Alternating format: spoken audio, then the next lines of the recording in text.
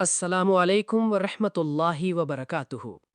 گزشتہ دنوں احمدیوں اور دو غیر احمدی دیوبندی حضرات کے درمیان یوٹیوب پر ایک براہ راست ڈائیلاگ نشر ہوا، جسے بعض حلقے مناظرہ قرار دے رہے ہیں۔ یہ گفتگو کئی گھنٹوں پر مشتمل تھی اور مکمل طور پر انگریزی زبان میں ہوئی۔ اس ڈائیلاگ کے بعد حیرانگی طور پر یہ منظر دیکھنے میں آیا کہ نہ صرف بعض مولوی حضرات بلکہ ان کے پیروکار بھی اپنی فتح کے شادیانے اس انداز میں بجا رہے ہیں گویا انگریزی ان کی مادری زبان ہو، اور انہیں بخوبی معلوم ہو کہ اس مکالمے میں کیا دلائل پیش ہوئے اور کس نے کیا موقف اختیار کیا۔ سوشل میڈیا پر ان حضرات اور ان کے ہم نواؤں کی جانب سے ایسی پوسٹس دیکھنے میں ملیں جن میں ہزاروں نہیں بلکہ شاید لاکھوں افراد نہایت نامناسب اور غلیظ زبان استعمال کرتے ہوئے اپنے تصور میں مطابق اسلام کی فتح پر خوشی کا اظہار کر رہے ہیں۔ افسوس کی بات یہ ہے کہ ان میں سے بہت سے ایسے لوگ بھی شامل ہیں جو خود بنیادی دینی تعلیمات حتیٰ کہ پہلے کلمے تک کو نہیں جانتے، بلکہ حقیقت یہ ہے کہ ان کے بڑے بڑے علماء بھی مسلمان کی جامع تعریف پیش کرنے سے قاصر ہیں۔ یہ بھی واضح کر دیا جائے کہ یہ کوئی ایسی ڈیبیٹ یا مناظرہ نہیں تھا جو کہیں پردے کے پیچھے رہ کر بنایا گیا ہو۔ یہ ایک اوپن، براہ راست پروگرام تھا جسے پوری دنیا نے دیکھا اور سنا ہے۔ یہ مکمل ڈیبیٹ یوٹیوب پر احمدیوں کے چینل ٹرو اسلام پر باقاعدہ نشر کی گئی، جہاں احمدی اور غیر احمدی حضرات کے درمیان یہ مناظرہ پیش کیا گیا۔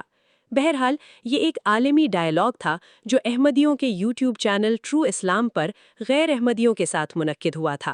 یہ مکمل گفتگو آج بھی یوٹیوب پر موجود ہے، جس کا لنک کمنٹ میں دے دیا جائے گا۔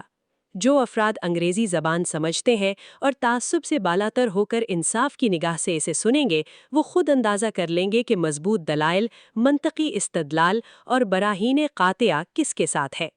فی الحال ایک مفتی صاحب جو اپنی گفتگو سے شیعہ مکتب فکر سے تعلق رکھتے معلوم ہوتے ہیں اور خود کو علی والا کے نام سے موسوم کرتے ہیں، انہوں نے بھی اس مناظرے پر اپنا تبصرہ پیش کیا ہے۔ ان کے تبصرے کے چند منتخب حصے ان کا شکریہ ادا کرتے ہوئے ناظرین کی خدمت میں پیش کیے جا رہے ہیں۔ مکمل ویڈیو کا لنک پہلے کمنٹ میں دے دیا گیا ہے تاکہ بات کو سیاق و سباق سے ہٹ کر نہ سمجھا جائے۔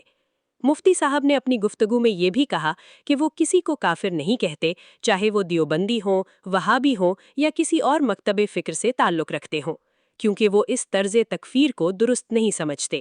تاہم ان کی گفتگو سے یہ تاثر ضرور ملتا ہے کہ وہ احمدیوں کو اسلام کے دائرے سے خارج سمجھتے ہیں، اسی لیے احمدیوں کو الگ رکھتے ہوئے دیگر فرقوں کے بارے میں گفتگو کرتے ہیں۔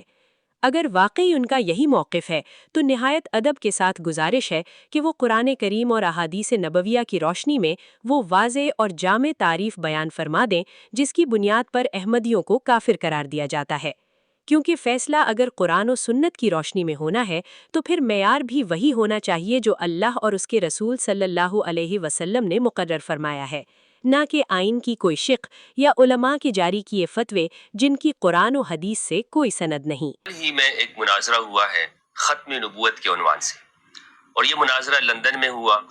ایک جانب دیوبندی حضرات تھے اور دوسری جانب قادیانی حضرات جو کہ خود کو احمدی کہتے ہیں۔ لندن میں ہوا، ایک جانب دیوبندی حضرات تھے اور دوسری جانب قادیانی حضرات جو کہ خود کو احمدی کہتے ہیں، وہ شریک تھے۔ مناظرہ کافی طویل ہے، تقریباً کوئی 8 گھنٹے کا یہ مناظرہ ہے، یوٹیوب کے اوپر موجود ہے۔ آج میں آپ کے سامنے اس مناظرے کے حوالے سے کہ جو دیوبندیوں اور احمدیوں کے درمیان میں ہوا ہے، اس پر صرف اپنا ایک تبصرہ شامل کرنا چاہتا ہوں۔ یہ مناظرہ میں نے دیکھا اور میں نے اس کو دیوبندی اور قادیانی مناظرہ اس لیے کہہ رہا ہوں، سوشل میڈیا پر اس کو دیوبندی حضرات نے اس طرح پیش کیا ہے کہ مسلم اور قادیانی مناظرہ۔ دیوبندی حضرات مسلم ہیں، الحمدللہ یا عز و جل، میں کسی کی تکفیر نہیں کرتا ہوں، میں تکفیر کے سخت خلاف ہوں، کسی کو کافر کہنا۔ یہ تو پھر حضرات ہمارے اہل سنت دیوبندی اور بریلوی دوسروں کی تکفیر کرتے ہیں، سلفی اور وہابی حضرات اہل سنت کے اندر بھی ایک دوسرے کو کافر قرار دیتے رہتے ہیں۔ تو اس لیے میں جو یہ عنوان استعمال کر رہا ہوں تو وہ اس لیے نہیں استعمال کر رہا ہوں کہ میں دیوبندیوں کو مسلمان نہیں سمجھتا، بلکہ اس لیے استعمال کر رہا ہوں کہ یہ خود اپنے آپ کو دیوبندی کہتے ہیں اور دوسرے فرقوں سے اپنے آپ کو حق پہ سمجھتے ہیں۔ تو اس لیے ضرورت اس امر کی ہے کہ ان کا جو نام ہے جس کو یہ بہت ہی مقدس سمجھتے ہیں کہ ہمارا یہ نام ہمارے اکابر، ہم اسکول آف تھاٹ سے جڑے ہوئے ہیں اور ہم ہی جماعت حقہ ہیں، تو پھر ان کو اسی نام کا استعمال کرنا چاہیے. اور کیونکہ خود کو صرف المسلم نہیں کہتے، اگر تو دیوبندی حضرات خود کو صرف کہتے ہیں کہ جناب ہم صرف المسلم ہیں، وہ سماکم المسلمین، جس طرح قرآن مجید میں ہے کہ تمہارا نام مسلمین رکھا، مومنین رکھا، اگر تو یہ خود کو صرف اور صرف مسلم کہتے تو پھر ہم اس مناظرے کا عنوان کہتے کہ جناب اس قادیانی یا احمدی مناظرہ. لیکن چونکہ یہ خود کو دیوبندی کہتے ہیں، دیوبندی جماعت اور دیوبندی فرقہ، دیوبندی مسلک ایک تاریخ ہے. آپ ان کی کتابیں دیکھ لیں جو انہوں نے فرقوں کے اپنے دوسرے فرقوں کے باطل ہونے پر اور اپنے فرقے کے حق ہونے پر لکھی ہیں، اس سب میں یہ خود کو دیوبندی جماعت کہتے ہیں. تو لہٰذا اسی لیے میں نے اس عنوان سے یہ آپ کے سامنے گفتگو کر رہا ہوں. کوئی یہ ہے کہ خود دیوبندی حضرات ان کے سامنے جب قادیانی مناظر نے وہ عبارات پیش کی کہ جو ان کے اکابر نے لکھی ہوئی ہیں، تو اس مناظرے کو آپ دیکھیں گے اس میں یہ جواب نہیں دے پاتے. یعنی آپ کا یہ کہنا کہ جناب آپ ہمیں ہمارے سامنے ہمارے بزرگوں کی کتابیں کیوں دکھا رہے ہیں، یا ہمارا اس سے کیا لینا دینا، فلاں نے کیا لکھا ہوا ہے، فلاں نے اپنی کتابوں میں کیا بات لکھی، ہمارا اس سے کیا لینا دینا، اس سے جان نہیں چھوٹ سکتی. اس لیے کہ میرے بھائی آپ کا جو نقطہ نظر ہے، جب ہم یہ بات کہتے ہیں کہ یہ ہمارے بزرگ ہیں اور انہوں نے جو دین کی تشریح کی ہے یہ حق ہے، تو پھر آپ کو ان کی تشریح کا بھی دفاع کرنا چاہیے. یہ نہیں ہو سکتا کہ آپ کہیں کہ جناب نہیں، ہم ان باتوں کو ایک سائڈ پہ رکھیں گے اور صرف آپ ہم سے قرآن و سنت پہ بات کریں. کے طور پر عدنان رشید کا مناظرہ ہوا. عدنان رشید اگر خود کو یہ کہتا ہے میرا کوئی فرقہ نہیں ہے، کیا یہ بات درست ہے؟ ہرگز درست نہیں ہو سکتی. عدنان رشید لندن کے اندر اہل التشیع کی تکفیر کرتے ہیں، شیعہ کو روافض، اور پورا ان سارے اس حالیہ دنوں کے اندر آپ دیکھ لیں، وہاں پہ کھڑے ہو کر آپ اسلام کو پیش کرنے کے بجائے آپ شیعہ کے خلاف وہاں موومنٹ چلاتے ہیں. تو آپ کا صرف اسلام کا دعویٰ کیسے درست ہوا کہ جناب میں صرف مسلمان ہوں؟ عدنان رشید کی جگہ کوئی اور ہوتا جو یہ بات کرتا کہ جناب صرف ہم مسلم ہیں اور ہم یہاں پر قادیانیوں کے ساتھ مناظرہ کریں گے، تو بات پھر اس کی درست تھی. لیکن عدنان رشید قبروں پہ جانے والے، وسیلہ کرنے والے، ان سب کو یہ شرک کے طرح سے جناب شیعہ حضرات کے عقائد، ان کو بھی یہ ختم نبوت کا منکر کہتے ہیں. یہ صرف قادیانیوں کو ختم نبوت کا منکر نہیں کہتے. عدنان رشید سے آپ پوچھ لیں کہ اثنا عشریہ کے بارے میں ان کے کیا خیالات ہیں. تو اس لیے جب آپ فرقے کے دائی ہیں تو آپ کو پھر فرقے کا دفاع کرنا ہوگا. قادیانیوں کے ساتھ صرف اور صرف قرآن و سنت پہ بات ہو سکتی ہے. اگر آپ فرقوں کی حمایت بھی رکھتے ہیں اور ان اکابر کو بچانا بھی چاہتے ہیں اور پھر ان کے ساتھ میدان میں آتے ہیں، تو پھر یہ بہت مشکل ہو جائے گا. اسی لیے جب بھی ایسا کوئی مشکل وقت آتا ہے تو آپ کو اپنے اکابر سے ہاتھ اٹھانا پڑے گا. تو جب آپ مشکل وقت میں اپنے اکابر سے ہاتھ اٹھاتے ہیں تو پھر ہمیشہ کے لیے کیوں نہیں اٹھا لیتے، اور صرف یہ کیوں نہیں کہہ لیتے کہ ہمارے اکابر نے جو شیعہ کی تکفیر کی ہے، جو ہمارے اکابر نے اس طرح سے یہ بارات لکھی ہیں، ہم ان سب سے برات کا اعلان کرتے ہیں اور ہم صرف قرآن و سنت کی بات کرتے ہیں. ہمارے نزدیک وہی بات درست ہے کہ جو قرآن میں ہے، جو سنت میں ہے. باقی یہ اکابر نے کیا لکھا ہے، نہ ہم آج کے بعد خود کو دیوبندی کہتے ہیں، نہ بریلوی کہتے ہیں، نہ ہم اپنے آپ کو آج کے بعد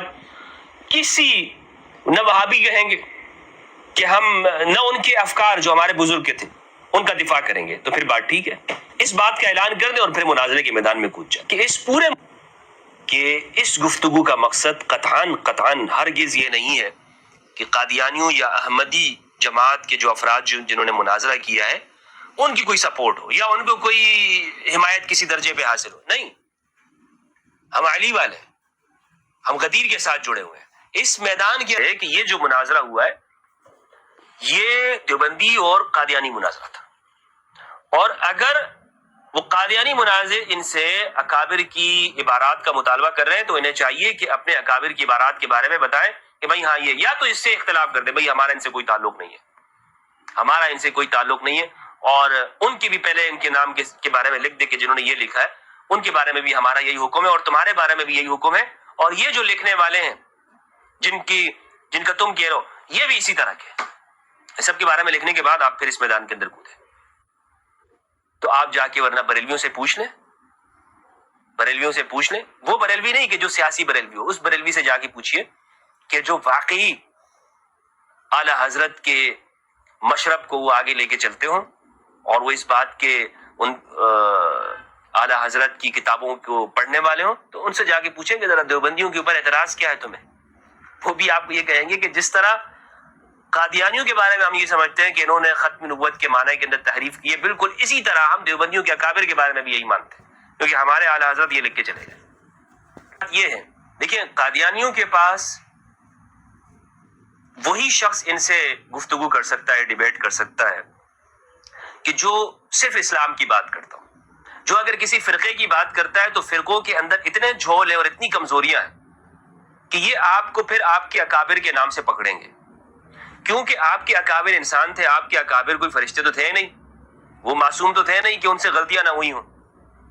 اور انہوں نے جو تشریحات کی ہیں، دین کی جو تشریح پیش کی ہے اپنی کتابوں کے اندر، اور پھر بعد میں آنے والوں نے آپ کے اکابر کی جو عظمتیں اور فضیلتیں بیان کی ہیں اس پر پھر الگ سے جو کتابیں لکھی گئی ہیں، حکایات اولیاء، سوانح قاسمی، تذکرۃ الرشید، دیوبندی جماعت کی، دیوبندی فرقے کی کتابوں کی آپ اس کا مطالعہ کریں. لیکن حیرت کی بات یہ ہے کہ اس کے باوجود بہت سے لوگ بغیر مکمل ویڈیو سمجھے، بغیر صحیح ترجمہ کیے اپنی طرف سے نتائج نکال کر سوشل میڈیا پر پھیلائے جا رہے ہیں. عقل کے اندھوں، پہلے بات کو غور سے سن لیا کرو، اس کا صحیح ترجمہ سمجھ لیا کرو، پھر اس کے بعد اس طرح کی باتوں پر یقین کیا کرو اور کامنٹ کیا کرو. اگر اردو نہیں بھی آتی تو انگریزی میں بھی ایسی کئی باتیں موجود ہیں جن سے آپ خود اندازہ لگا سکتے ہیں کہ کون مضبوط دلائل دے رہا ہے، کون دلائل سے گھبرا رہا ہے اور کون بات کا رخ موڑنے کی کوشش کر رہا ہے. افسوس کے ساتھ کہنا پڑتا ہے کہ فیس بک پیجز اور یوٹیوب پر بہت سے لوگ صرف اپنے مولوی حضرات کی باتوں کو آگے بڑھا رہے ہیں اور بغیر تحقیق کے دوسروں کے خلاف یعنی کہ احمدیوں کے خلاف نامناسب زبان استعمال کر رہے ہیں. حالانکہ حقیقت یہ ہے کہ جماعت احمدیہ نے ہمیشہ قرآن و حدیث کے حوالہ جات کے ساتھ ہی بات کی ہے اور کبھی بھی اپنی طرف سے کوئی من گھڑت باتیں پیش نہیں کی. اسی لیے آپ سب سے گزارش ہے کہ پہلے اس پوری ڈیبیٹ یعنی اس پوری ویڈیو کو غور سے سنیں، سمجھیں، پھر اس کے بعد کوئی رائے قائم کریں. یہی زیادہ بہتر اور انصاف پر مبنی طریقہ ہے، اور کسی پر ایسے الزامات لگانا کوئی اچھی بات نہیں ہوتی. آپ خود سچ تک پہنچ جائیں گے اور آپ کو اندازہ ہو جائے گا کہ اصل فتح کا حقدار کون ہے، احمدی یا غیر احمدی. تو ناظرین، اب آپ کے ساتھ میں ایک اور ویڈیو کلپ شیئر کرتی ہوں جو ہے انجینئر محمد علی مرزا کا، اور جس نے بھی کیا خوب کہا ہے کہ ان مولویوں کی بڑی بھی قبروں سے بھی نکل آئیں تو تب بھی یہ جو ہے قادیانیوں کا مقابلہ نہیں کر سکتے. تو ملاحظہ کرتے ہیں وہ ویڈیو کلپ اور پھر آگے اس کے بعد بات. کیا تھا ہمارے عقیدے سب کے ایک جیسے ختم نبوت پہ. اس قادیانی نے کیا کیا، اس نے سارے بڑے بڑے علماء کو فون کیے ہیں، ان کی آڈیو ریکارڈنگ چلا دی ہے اور ان کے منہ پہ کالک مل دی ہے. دیکھیں اللہ نے ذلیل کر دیا ان کو. الحمدللہ انہوں نے 3 مہینے کا ٹائم دیا تھا قادیانیوں کو، اگلوں نے 3 دن کے اندر سارے مولویوں کی ویڈیوز ریکارڈ کروا کے چڑھا دی ہے کہ یہ لو جو تم جھوٹ بول رہے تھے. اب مجھے بتاؤ ان لوگوں کا کوئی لیول ہے کہ یہ ڈیبیٹ کریں گے قادیانیوں سے؟ میرا تو دعویٰ ہے کہ ان کے بڑے جن کا یہ دفاع کر رہے ہیں وہ بھی قبروں سے نکلیں، قادیانیوں کا مقابلہ نہیں کر سکتے. کہ اتنا حوصلہ ان میں ہونا ہی نہیں، کیونکھ انہوں نے انہی مولویوں کے پاس دوبارہ درس دینے جانا ہے.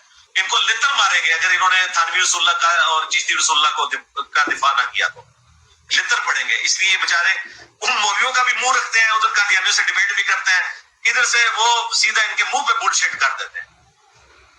اللہ تعالیٰ قرآن کریم میں فرماتا ہے واللہ لا یہدی من ہوا کاذب کفار.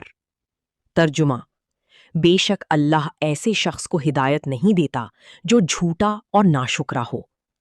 جاہل اور نادان لوگ 2026 کو 1973 سمجھ رہے ہیں، حالانکہ اس وقت بھی ان کو پانی پلا پلا کر مارا. مگر چونکہ اسمبلی کی ساری بحث کی ویڈیو کو پبلک نہیں کیا گیا، اور اگر یہ سچے ہوتے تو یہ ساری کارروائی پبلک کرتے. اور جماعت احمدیہ کا آج تک کا یہی مطالبہ ہے کہ اسمبلی کی ساری کارروائی کی ویڈیو پبلک کی جائے تاکہ پتہ چل جائے کہ کون سچا ہے اور کون جھوٹا.